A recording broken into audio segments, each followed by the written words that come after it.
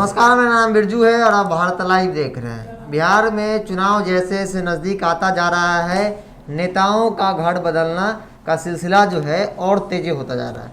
आपको बता दें कि हमने पहले भी देखा है कि लगातार नीतीश कुमार जो है तेजस्वी यादव लालू परिवार आरजेडी को लगातार झटका देते रहे हैं। हर रोज़ उन आरजेडी के विधायक मंत्री जो है नीतीश कुमार की पार्टी में उनके खेमे में जाते दिख रहे हैं।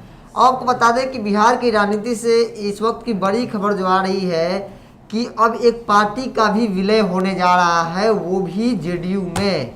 इस वक्त मेरे साथ बाबा है। बाबा आपको बिहार की राजनीति से हमेशा आपको रूबरू कराते रहे हैं और आज भी इस विषय पर अपनी बातें रखेंगे, आपको स्पष्ट करेंगे, आपके मन में जो भी सवाल होंगे उनके जवाब देंगे। बाबा, क्या लगता है जिस तरीके से नीतीश कुमार लगातार झटका दे रहे हैं, खबर ये भी आ रही है कि आज एक पार्टी का भी विलय होने जा रहा है। बिरजू, लगातार बिहार की राजनीति में आज पूरे दिन जो घटनाक्रम तेजी से लोगों के सामने से गुजरेगा, इस घटना से बहुत ज़्यादा असर आम लोगों के व्यक्तिगत जीवन पर तो नहीं पड़ना है जी, न ही इस चुनावी राजनीति पर पड़ना है, लेकिन राजनीतिक रूप से देखा जाए तो ये घटनाक्रम बिहार की राजनीति और लोकतंत्र में बड़ी घटनाओं में शुमार होने वाली है। सबसे पहली घटना तो आपको बता दें कि तेजस्वी यादव ने आज अचानक से प्रेस वार्ता बुला लिया, बिल्कुल ठीक है। दूसरी तरफ जदयू में भी प्रेस वार्ता बुलाई गई है और उस प्रेस वार्ता में हवाला ये दिया जा रहा है कि आरजेडी के कई ऐसे एमएलए हैं जो जदयू में फिर से ज्वाइन करने वाले हैं। अब इसमें नाम तो 3 आ रहे हैं, लेकिन हमारे सूत्र बता रहे हैं कि इसमें और नामों का इजाफा हो सकता है जो गुप्त रखा गया है। और एक तरह से मास्टर ब्लास्टर जो है गूगली नीतीश कुमार का ये होगा। इन सब के बीच में कुछ सवाल हैं जो सवाल निश्चित रूप से जनता उसका जवाब मांग रही होगी। दूसरी घटना जो आपने बताया कि एक बड़े दल का विलय होने की संभावना भी पूरी तरह से आज बिहार की राजनीति में ट्रेंड करने वाली है। अचानक से एक और दल ने आपात बैठक बुला करके और कोई बड़ा फैसला लेने का बात कहा है। लगातार कल आप जीतन राम मांझी के आवास पर गए थे, कई दौर आप गए, लेकिन लाइव भी किया था। बिल्कुल, आपने लाइव भी किया था। अगर लोगों ने नहीं देखा है तो आप पीछे जाके देख सकते हैं कि क्या स्थितियां थी और किस तरह की बातें सामने आ रही थी। कोई कुछ बोलने के लिए तैयार नहीं था, लेकिन हमारे सूत्र जो बता रहे हैं वो ये बता रहे हैं कि नीतीश कुमार के साथ सब कुछ तय हो चुका है और चिराग पासवान को बड़ा झटका हो सकता है जी। वहीं खुशी की भी बात हो सकती है महागठबंधन के लिए, क्योंकि चिराग जब वहां से आएंगे तो दलितों की राजनीति को लेकर के जिस तरह से बिहार में पूरी तरह से ये सिस्टम वहीं जाकर के अटक गया है, आम लोगों के जीवन से जुड़ी हुई चीजों को भुला करके राजनीति की जितनी बड़ी हांडी चढ़ गई है और उसका जो खुशबू है वो ज्यादा आ रहा है बनिस्पत आम जनता के समस्याओं से। आपने देखा होगा कि कल किस तरह से लाठीचार्ज हुआ, आपने देखा होगा किस तरह से शिक्षक जो लगातार पिछले 14 साल से इंतजार कर रहे हैं, नीतीश कुमार के तरफ टकटकी निगाहों से देख रहे हैं। कई दौर में उन्होंने हड़ताल किया, उसके बावजूद भी उनको जो शिक्षकों के लिए जो नियमावली बदली गई है उसमें सिर्फ नियोजित नाम हटाने से वो संतुष्ट नहीं है और उस नियमावली से भी वो संतुष्ट नहीं है। उन्हें नाम तो हटा करके शिक्षक में शामिल कर लिया गया, लेकिन जो सेवा शर्त है वो इतना पेचीदा है कि उसे मानने के लिए लोग तैयार नहीं है। फिर से हड़ताल, और इसके साथ एक और प्लस पॉइंट नीतीश कुमार ने जोड़ दिया है कि ये सारी सुविधाएं 2021 अप्रैल से मिलेगी, यानी कि नीतीश कुमार यदि सत्ता में आते हैं तो मिलेगी, वरना अगली सरकार किसकी होगी उस पर डिपेंड करता है। ये सबसे बड़ा सवाल रहा। और इन सब के बीच तेजस्वी यादव का अचानक से प्रेस वार्ता बुलाना और कई नेताओं का उनके यहां बैठक में शामिल होना इस बात को बताता है कि आज की राजनीति में फिर एक बार नहले पे दहला और सहमात का खेल होगा। बिहार की राजनीति में आज जो घटनाक्रम होने वाले हैं उसमें आपने अक्सर देखा होगा कि 3 लोगों को शामिल किया जदयू ने और एक ही बहुत बड़ा जिसको कहा जाए दलित चिंतक के रूप में नीतीश कुमार के सबसे बड़े छत्रप थे दलित के श्याम रजक, जो पिछले 11 साल से नीतीश कुमार का बिना शर्त समर्थन करते आ रहे थे। जब मंत्री रहे तब भी, मंत्री नहीं रहे तब भी उन्होंने पूरी तरह से आस्था दिखाई नीतीश कुमार में और एक बदलाव के लिए वो गए थे। लेकिन अचानक से उन्हें पार्टी से निष्कासित कर दिया गया।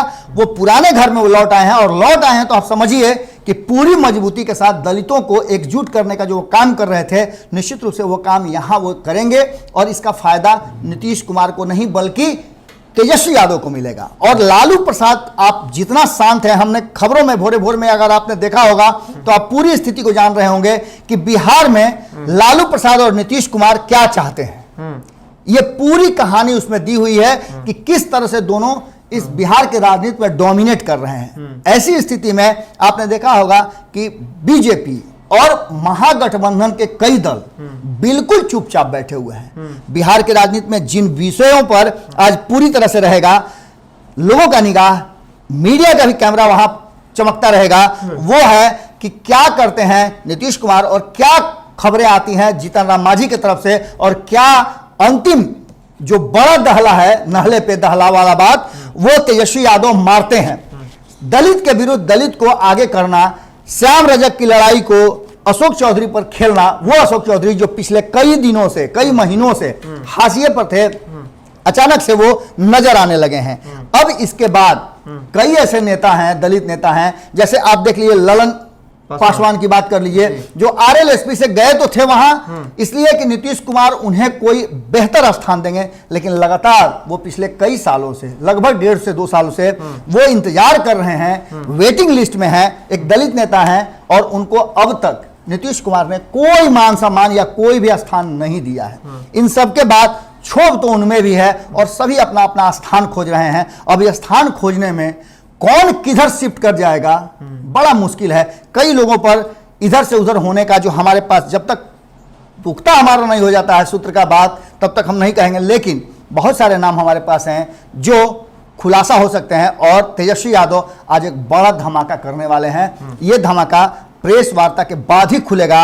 हम आपको बता दें कि इस धमाके में दलित राजनीति को एक नई दिशा देने का पूरा प्लान है और नीतीश कुमार को इसी पर घेरने का प्लान है। जिस तरह से 2015 में आरक्षण को लेकर के लालू प्रसाद ने घेर लिया था, वहीं 2020 में ये दलित राजनीति है, वो नीतीश कुमार के लिए बड़ा एक टर्निंग पॉइंट साबित होगा और भारतीय जनता पार्टी इसी से डर रही है। बिल्कुल, कहीं ना कहीं इस बार जो चुनाव होगा दलित राजनीति को लेकर जिस तरह की सरकार घिरती हुई दिख रही है। लेकिन बाबा एक सवाल और है, एक बात और, कि लगातार चिराग पासवान जिस तरीके से सरकार पर, नीतीश कुमार पर खास तौर पे बातें कर रहे हैं, उनके कार्यशैली पर सवाल उठा रहे हैं, देखिए उसमें कोऑर्डिनेशन तो नहीं बैठ पा रहा। इस बात तो तय है कि उन दोनों के बीच कोऑर्डिनेशन नहीं बैठ पा रहा है, गठबंधन में है। और ये भी है कि एक तरफ जहां मांझी जी की एंट्री के लेकर, विलय के लेकर बात, एक दलित जा रहे हैं, दलित का एक बड़ा चेहरा वो भी है, एक चिराग पासवान उनके पिता भी है, तो कहीं ना कहीं ऐसा तो नहीं कि इनको एंट्री दिए, वेलकम किया जा रहा है, उनको बाहर का रास्ता देने का संकेत है ये। यही बिरजू सबसे बड़ी राजनीति की, चूंकि आप लोग राजनीति के छात्र भी रहे हैं और आप पत्रकारिता के भी छात्र रहे हैं, तो आप बेहतर चीज़ों को समझ सकते हैं। आप लोगों से लगातार बात कर रहे हैं। इसमें एक बात आप समझ लीजिए कि आपने जब भी देखा होगा तो शब्द के बीच में एक फिल इन द ब्लैंक्स होता है, उसमें आप अपने मन के अनुसार और उचित शब्द भरते हैं। नीतीश कुमार हमेशा उचित शब्द भरते रहे हैं। जब वो एनडीए से अलग हुए थे तो उन्होंने अपने लिए रास्ता खोज लिया था, लालू प्रसाद को फिर से अपने पास सटा लिया था। जब उनकी जरूरत हो गई पूरी, वो सत्ता में आ गए, तो उन्हें लगा कि अब इनके साथ ज़्यादा चलेंगे तो हो सकता है कि ये कहीं ना कहीं हमारे ऊपर, सर के ऊपर हाथ रख दें और चढ़ करके उस पार हो जाएं। तो उन्होंने आस्ते से उनका साथ हटा लिया। भारतीय जनता पार्टी के बारे में वो जानते हैं कि भारतीय जनता पार्टी का एक बहुत बड़ा मजबूत चाबी जो है उनके हाथ लगी हुई है, मास्टर की जिसको कहते हैं, वो है सुशील कुमार मोदी। सुशील मोदी कभी भी मुख्यमंत्री के उम्मीदवार नहीं होंगे और न किसी को बनने देंगे, ये दो बातें हैं, जब तक रहेंगे। और तीसरी सबसे बात कि सुशील मोदी के जरिए वो भारतीय जनता पार्टी को हमेशा डराते रहेंगे।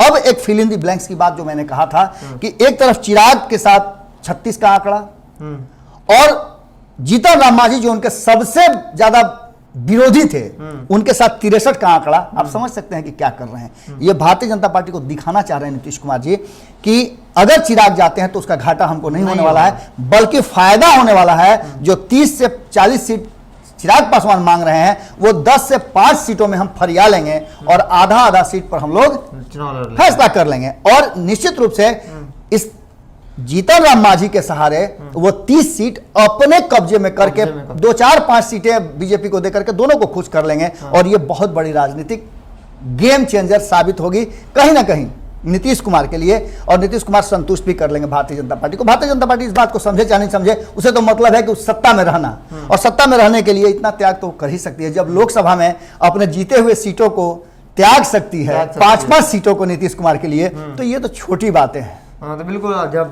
नीतीश कुमार के हाथ में आ चुकी संभव भी है उनके लिए कि भारतीय जनता पार्टी को किस तरह से मनाया जाए, दलित को बाहर का संकेत दे रहे हैं, एक को दूसरे को वेलकम कर रहे हैं, तो इसको लेकर और बहुत कुछ बिहार की राजनीतिक में एक दो दिन में यूँ कहे तो आज रात तक बहुत बड़ा गेम चेंजर साबित हो सकते हैं। या तो नीतीश कुमार की बात की जाए, तेजस्वी यादव की, दोनों तरफ पाला कोई कमज़ोर नहीं है दलित को लेकर, दोनों लड़ाइयाँ एकदम टक्कर में चल रही है। तो फिलहाल कितना ही, जुड़े भारत लाइव के साथ, नमस्कार। बढ़ाएं अपना कदम सक्सेस की ओर शिखर करियर इंस्टीट्यूट के साथ। शिखर करियर इंस्टीट्यूट पूर्वी भारत में एकमात्र कोचिंग संस्थान जो एक्सक्लूसिवली है मेडिकल एंट्रेंस एग्जाम के लिए।